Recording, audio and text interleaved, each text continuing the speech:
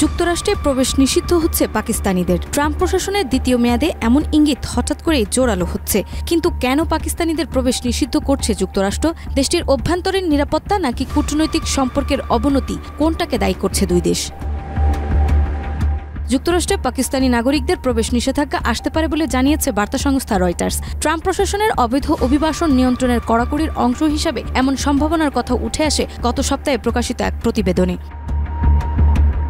তবে পাকিস্তানের শীর্ষস্থানীয় সংবাদ মাধ্যম ডন জানিয়েছে, এই বিষয়ে এখনো কোনো আনুষ্ঠানিক ঘোষণা আসেনি। 10 মার্চ প্রকাশিত ডনের এক প্রতিবেদনে বলা হয়, যুক্তরাষ্ট্রের সম্ভাব্য ভ্রমণ নিষেধাজ্ঞার খবর জানার পর পাকিস্তান দেশটির স্টেট ডিপার্টমেন্টের সঙ্গে যোগাযোগ করছে, কারণ এখনো কোনো আনুষ্ঠানিক তথ্য পায়নি পাকিস্তান।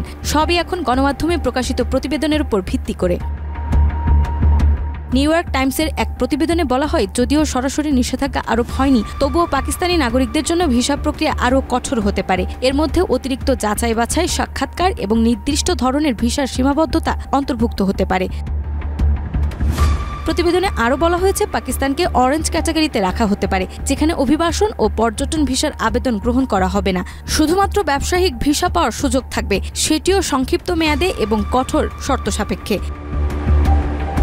এদিকে স্টেট ডিপার্টমেন্টের একজন মুখপাত্র ডনকে জানিয়েছেন, ভিসা প্রক্রিয়ার একটি বিস্তৃত পর্যালোচনা চলছে, যা খুব শীঘ্রই কার্যকর হতে পারে। তিনি বলেন, আমরা নিশ্চিত করতে চাই যে যারা যুক্তরাষ্ট্রে প্রবেশ করছেন তারা জাতীয় নিরাপত্তার জন্য কোনো হুমকি নয়। সব মিলিয়ে পাকিস্তানি নাগরিকদের উপর যুক্তরাষ্ট্রের ভ্রমণ নিষেধাজ্ঞা এখনও চূড়ান্ত হয়নি। তবে কঠোর ভিসা প্রক্রিয়া এবং সম্ভাব্য নিষেধাজ্ঞার বিষয়টি আলোচনা ও পর্যবেক্ষণাধীন রয়েছে।